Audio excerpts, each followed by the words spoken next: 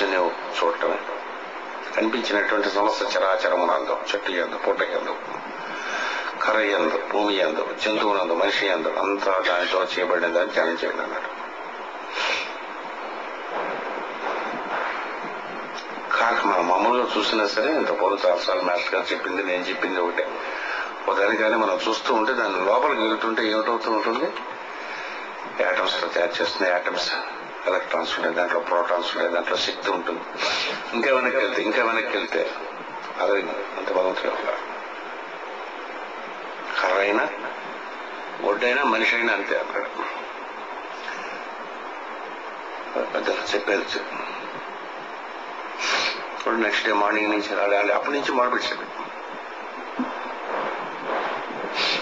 4 రోజులు మళ్ళా కాదు కదా, ఈ వీక్ అయిపోయిన తర్వాత చూసుకుందాం, కార్తీక మాసం అయిపోయిన చూసుకుందాం, చిన్న ఏవో కోర్టుకోవడం ఏమన్నా అయిన తర్వాత ఈ ఉపాసన మొదలుపెడదాం. ఏవో ఇది సంవత్సరం ఏదో అవుతున్నారు. 60 ఏళ్ళు అయిన తర్వాత చేయాలి. ఇప్పటి నుంచి ఎందుకు అలాగనుకోలేదు, అప్పటి నుంచి మొదలుపెట్టాడు. ఉపాసన ఏ సమయం నుంచి చేయాలని దీన్ని బట్టి మనకు తెలుస్తుంది. 7 ఏళ్ళప్పటి నుంచి పిల్లలకి నేర్పించాలి. 7 వయసు వచ్చిన దగ్గర నుంచి పిల్లలకి భగవద్గీత కానీ, రామాయణము కానీ, భారతము కానీ, భాగవతము కానీ, యోగ సాధన కానీ ఆ సమయం ఎప్పుడు నేర్పించాలి. చిన్నపిల్లడు చదువుకున్నాడు ఎందుకంటే అని అనుకోకూడదు, అది కరెక్ట్ అయినటువంటి విషయం. అందుకే ఉపనయనం అనేటటువంటిది 7, 9, 12 ఏళ్లలో చేయమంటారు. బ్రాహ్మడికి 7 ఏళ్ళు, వైశ్యునికి 8 ఏళ్ళు, రాజునకు వయస్సు, క్షత్రియునికి 8, వైశ్యునకు 12 ఏళ్ళదేదో అట్లా లెక్క ఉంటుంది. అంటే ఆ ధర్మములు ఉండేటటువంటి చిన్నప్పుడే షార్ప్ గా ఉండి అన్ని అండర్స్టాండ్ చేసుకునేటటువంటి స్టేచర్ గా నుండి 7 ఏళ్ళు చేసి మన్నాడు. అంటే ఏంటి దాని అర్థం? ఉపనయనం అంటే ఏమిటి? జంజం ఒకటి వేసి వాడు ఇష్టం వచ్చిన రోడ్డు మీద ఆంబోతులకు గురువు దగ్గరికి తీసుకోవటం ఉపనయనం అంటే. ఉపనయనం అంటే గురువు తన ఆరాధనలోకి తీసుకుని గురువు శిక్షణ ఇవ్వటం, ఏ గురువు అయినా సరే. ఉపనయనం అంటే దగ్గరగా తీసుకునటం, మంత్రం ఇవ్వడం, వాడి విద్యకు సంబంధించినటువంటి డైరెక్షన్ ఇవ్వటం. తండ్రి గురువు కావచ్చు, తండ్రి ఉండవచ్చు, తండ్రి గురువు అవ్వచ్చు, ఒకసారి అన్నదమ్ముడు గురువు అవ్వచ్చు, నిజంగా గురువు గారు ఎవరైనా ఉండొచ్చు. అదృష్టం బాగుంటే ఇట్లాంటి గురువు గారు మీ జన్మ ఎందుకు అనేక జన్మ అదృష్టం ఉంటే ఇట్లాంటి గురువు దొరుకుతాడు. ఎక్కువ పాపం ఉంటే అలాంటి గురువు దొరుకుతాడు. గురువు దొరికి 7వ ఏట ఉపనయనం చేయాలి. చేసి ఏమిటి ఇస్తాం అన్నప్పుడు గాయత్రి మంత్రాన్ని ఉపదేశిస్తాం.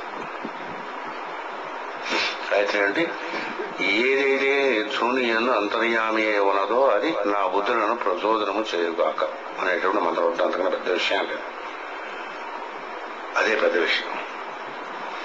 అక్కడి నుంచి వీడు బుర్ర తిక్కగా ఉండేటటువంటి యాస్ట్రల్ ప్లేన్ లో ఉండే బుర్రలన్నీ పనిచేయకుండా భగవంతుడు ఏదైతే నీ ద్వారా సంకల్పించాడో ఆ సంకల్పింపబడినటువంటి యొక్క ప్లాన్ తో ఏదైతే నువ్వు వచ్చావో ఆ ప్లాన్ నీ ద్వారా వర్కౌట్ అయ్యేటట్టుగా భగవంతుని ధ్యానం చేసుకున్నావు. అది గాయత్రి యొక్క మంత్రం యొక్క అర్థం. లోపల గాయత్రి యొక్క ఉపాసన అనేటటువంటిదైనా నారాయణోపాసన రెండు ఒకటే మనకు తెలుస్తాయి భాగవతం నందు. అంచేత ఆ ఏజ్ లోనే చెయ్యాలి. 60 ఏళ్ళు వచ్చిన తర్వాత సాధన చేస్తాను. యోగం అంటే నడుము ఉండదు, ఎక్కువసేపు కూర్చోలేడు, ఇహానికి బతికాడు, పదానికి బతికాడు, వేస్ట్ అన్నాడు. నారదుల వారు విష్ణుపాసన తీసుకున్నారు. తీసుకున్న తర్వాత నెక్స్ట్ డే మళ్ళీ వచ్చాడు. పొద్దున వాళ్ళ అమ్మ ఉండడం అందరూ చేశారు. సాయంత్రం పూట వీడికి ఏమైనా కావాలని మళ్ళీ సాయంత్రం వచ్చేటాక, సార్ మీరు నిన్న చెప్పిన ఉపాసన నాకు సిద్ధి చేసి ఎక్కడ చూసినా సరే విష్ణువు తప్ప ఇంకేం కనిపించడం లేదు అన్నాడు. మనకి ఎన్నాళ్ళు పడుతుంది? 5-6 జన్మలో. అదృష్టం బాగుంటే ఒక వారం, ఈ వారం చేద్దాం అమ్మకం ముంచి అనుకున్నట్టు. అయితే రారా దీనినే విష్ణుడు అనేటటువంటి దానితో మనకి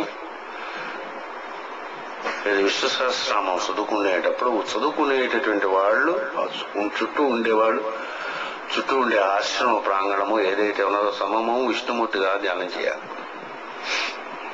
విష్ణు విషకారో ఎంత బాగా చదివాను, ఎంత కరెక్ట్గా చదివాను, ఎంత రాగయుక్తంగా చదివాను అంటే వీడికి విష్ణువు తప్ప ఇంక మిగతా అంతా ఉందని లెక్క. గట్టిగా ఇక్కడ చదువుతుంటారు, సామూహికంగా గట్టిగా చదువుతుంటారు అనమాట. లేకపోతే గడుగుడు మూగుతారు. అంటే తప్పులు వస్తాయి నిజం, మింగేస్తారు. అంటే విష్ణు సహస్రం నేర్చుకుందుకే వాళ్ళకి టైం లేదు, అంత మహాత్ములు వాళ్ళు. అందుకన్నా ఇంపార్టెంట్ విషయాలు ఉన్నాయి. టైం లేదని బొకాయింపకండి, నేను నమ్మందాన్ని.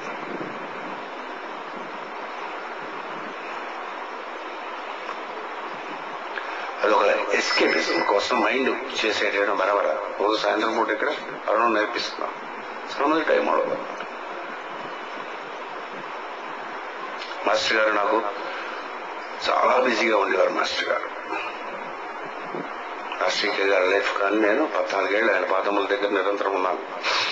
ఆయన కోసం ఆయన గడించి ఉంచుకునేటువంటి సమయంలో 4-5 నిమిషాల గంట ఆయన జీవితంలో ఉండేగో.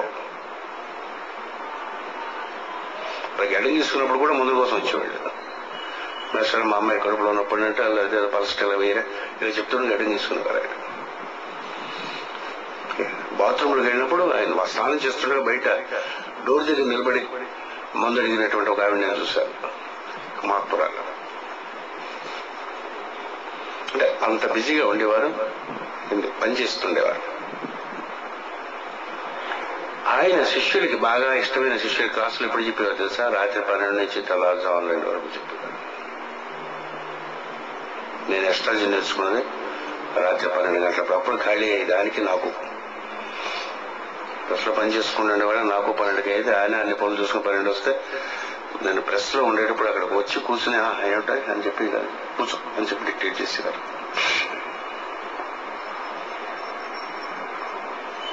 అటువంటి పరవులకే శిష్యుడికి చెప్పడానికి 12 నుంచి 2 వరకు ఖాళీ దొరికిందంటే మనం అక్కడ ఉందని చూసుకున్నాం. చదివినటువంటి మంత్రము క్షుణ్ణముగా తెలిసిన వాడి దగ్గర నేర్చుకోవడానికి నామోషి పొందకూడదు. కొంచెం మన ఏజ్లో ఉన్నాం, మన లెవెల్లో ఉన్నాం కదా, అది నేర్చుకోవడం అనుకోకూడదు అన్నాడు. కాక వేదము కానీ స్తోత్రము కానీ భగవంతునిది కానీ ఎంత బాగా చదివాము అని కానీ మనలో మైండ్లో ఉంటే ఎందుకు పనికిరావు, సాధన పనికిరావు. ఎంత కలిసి చదివాము. ఒక శృతి ఉంటుంది, ఒక లయ ఉంటుంది, ఒక తాళం ఉంటుంది. ఇక్కడ నేను చదువుతున్నప్పుడు పూజ చేస్తున్నప్పుడే నన్ను మీటీయడానికో లేకపోతే వెనక ఎక్కడానికో ట్రై చేస్తుంటారు. నాకంటే శృతి పెంచేసి. సంగీతానికి శృతి లయ తాళం ఎలాగైతే ఉంటుందో వేదములో కూడా శృతి తాళ లయములు ఉంటాయి. స్తోత్రములు చదివేటప్పుడు కూడా మిగతా వాళ్లతో ఎంత కలిసి బాగా చదవగలిగాను. మిగతా వాళ్ళ గొంతుకులో నా గొంతుకు ఒదిగిపోయిందా లేదా అని చూసుకోవాలి. 10 మంది కలిపి స్తోత్రం చదువుతుండేటప్పుడు నీ గొంతు ప్రత్యేకముగా మిగతా వాళ్లతో కలవకుండా కానీ ఉందంటే ఇంకా విష్ణుపాసనకి 10-15 జన్మలు పడతాయి. అన్నాక అక్కడి నుంచి ఉంటుంది ట్రైనింగ్. బెస్ట్ అంతా అక్కడ కాలేజీలో స్కూల్లోని ఎపిడమిక్ ఎడ్యుకేషన్ దాన్ని పనికొస్తుంది. Best student, best sports Mann, అవన్నీ బెస్ట్. ఇక్కడ ఆ బెస్ట్ అని ఉండదు. ఏం చేద్దామంటే గాలితో నీరు, గాలితో అగ్ని ఒదిగి ఉంటాయి. ఒకదానికి ఒకటి కోఆపరేట్ చేసుకుని ఉంటాయి సృష్టిలో. సముద్రం ఎప్పుడు కూడా మనం చాలా వెధపనులు చేస్తే తప్ప ఆ కట్టను దాటి రాదు. సముద్రం మీద దగ్గర రావడం సరదాగా రావడం అనుకున్నాం. విశాఖపట్నం ఉండదు. సునామీ ఎందుకు వస్తుందంటే మహాపాపములైనటువంటి కర్మములు చేసిన తర్వాత అక్కడ ఉండేటటువంటిది దేశమునకు కానీ ప్రపంచానికి కానీ బాధ కలిగించేటువంటి వ్యక్తుల యొక్క సంపుటములు ఎక్కువగా ఉన్నప్పుడు ఒక వేవ్ వచ్చి తీసుకెళ్ళిపోతున్నారు. సృష్టిలో అమ్మవారికి ఆవిడ మెథడ్స్ అడుగుంటాయి రిమూవ్ చేసేయడానికి.